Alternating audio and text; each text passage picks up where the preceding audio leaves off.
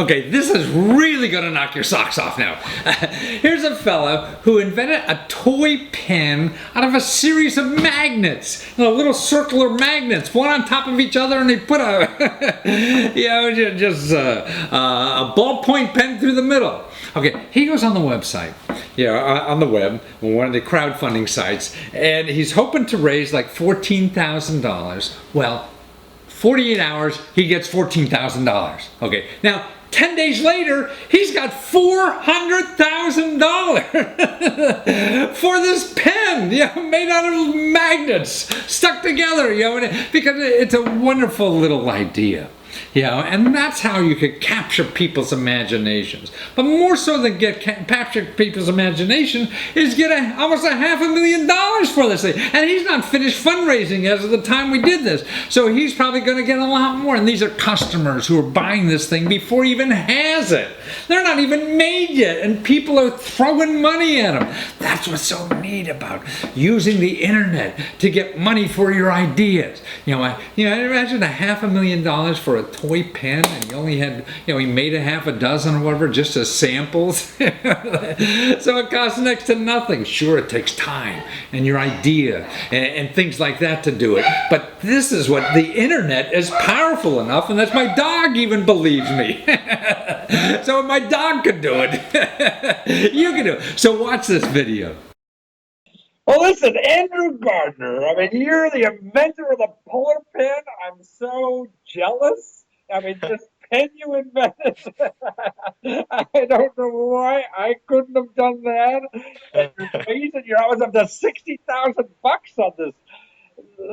I don't know if it's a toy, it's a pen, it's a stylus, and all magnets. God, how did this come about, Andrew? Yeah, I'm not sure. It was one of those sparks that just all of a sudden hit, and I was looking on Kickstarter actually at the time, kind of thinking like, what could I come up with? What works on Kickstarter? And all of a sudden, just this came into my head, and I did some research into it and found out nobody done a product like this, and I couldn't believe it. So I was like, yeah, I did some effort, put some effort into it, and did some work, and here we are. So how much of an investment do you think that, out-of-pocket cash does it take you to get like the Kickstarter going so you could raise this, $60,000 or whatever you got already? Yeah, I would say, the majority of the costs are in time, the amount of time I've kind of put into it. I've been developing it for almost a year now. So it's not as much a cost. Obviously, there's been significant cost been put into coming up with prototypes and testing products and the magnets and all that stuff. But really, the financial hasn't been as much as you'd think. I see.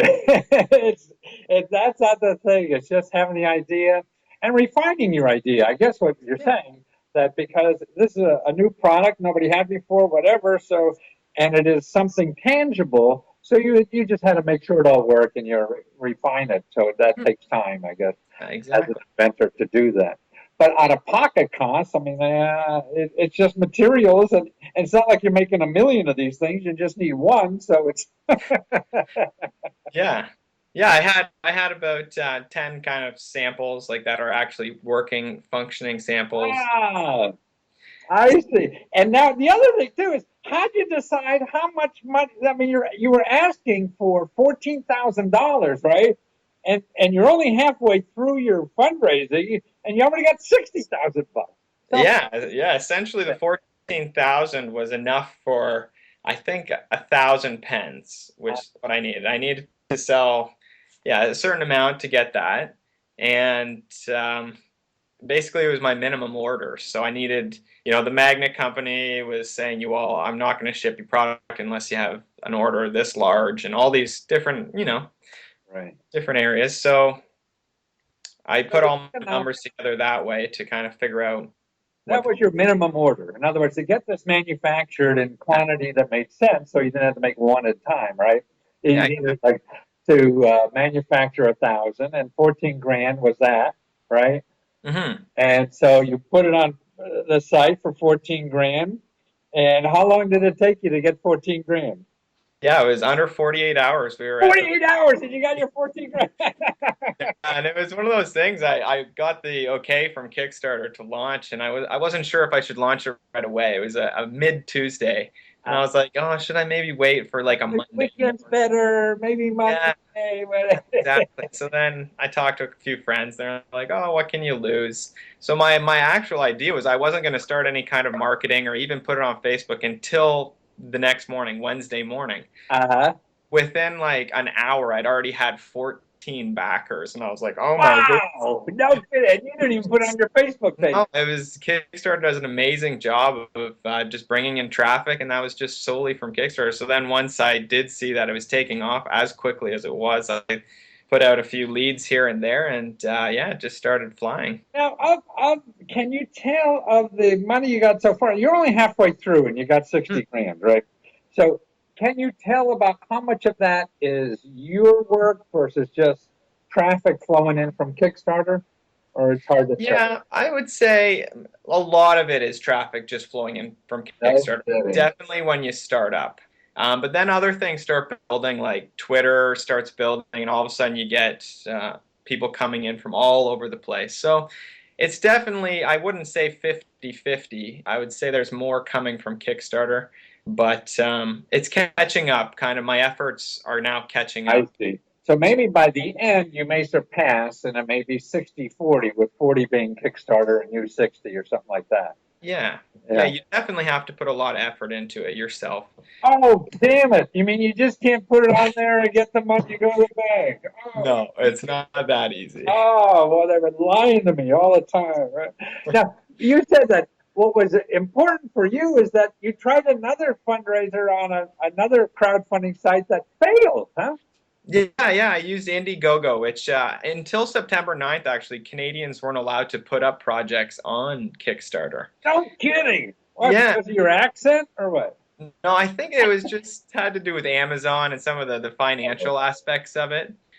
So yeah, just actually the day after, the day when I launched it, the day before they allowed Canadians to go on, So you're basically. the first Canadian on Kickstarter. I'm not the first, but I'm amongst the first. I believe I was the first Canadian Kickstarter to get funding, to get fully funded. Wow, Yeah. no kidding. Well, that's see, that's a you got to put that in your advertising there.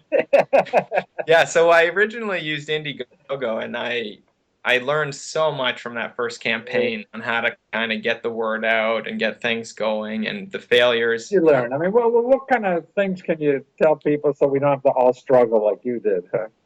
Well, the marketing end of it, it's Right. everything comes down to marketing in the end. If you work good, if you get your marketing going in the right direction at the right time, and you really have to push that first wave. So as the ball starts rolling, if you keep, even now, it's been a week into the project, and it's much more difficult for me to kind of keep it flowing. Flowing, yeah. So it. But other people tell me there is a cycle, it goes up and down or whatever. But you're saying Indiegogo, I mean, that was a bigger nut needed in the beginning, right? 25 grand. Well, you doubled that anyway, but it's all marketing then, is what you're saying, it sounds like. Yeah, and Kickstarter does a lot really well on its own marketing. So Indiegogo doesn't have quite that following, and it's not quite as artsy of a community. It's a bit more of a tech community. So the product that I was launching on it didn't quite have the appeal to the audience. You have to really pick the right crowdfunding source for the product that you're thinking of launching. No, I think you're right. Kickstarter, there's so much high tech stuff, and yours isn't really high tech. It looks high tech. Yeah, It's low tech that looks high tech. yeah, that's kind of the idea. Yeah. But I could see it could appeal to high techy people. I'm really just having a stylus in there too. I mean, everybody's using a pad for something, and Yeah, yeah, you got to keep up with the times. If you stick to old tech like pens, you might just get left behind. So exactly. to make sure it was gonna work. But you got a pen, right? I mean, I'm sure it's funny that pen companies haven't started talking to you yet. Yeah, Yeah, it's a bit of an obscure product. I I, don't I don't know if we're so targeting. far, I mean, it ain't gonna be like because now. I mean, you see, I mean, you know, those pen companies are designing things of the yin yang every afternoon to try to get a new market. Every time I go in, there's 50,000 different things that do the same thing. Hmm. None that are as cool as this that's a toy. Thank you. Yes. So you really did something terrific here, Andrew. And thank you for being in our community or whatever, and making life more fun for us to do work, or get away from work so we can have more fun with the work tools, and for showing us how to have fun in life by just going out and doing things. So good for you. And so people want this to go to polarpen.com, and you still order, right, at the Yeah. pre-manufactured price, right? Yeah, because if you wait on them at the demand, you're going to have to fight with that big price. So you get it now. Yeah. Get it now when it's hot, and yeah, I hope to continue the product. Great Christmas presents. Because, man, you might probably want to get a dozen of these things.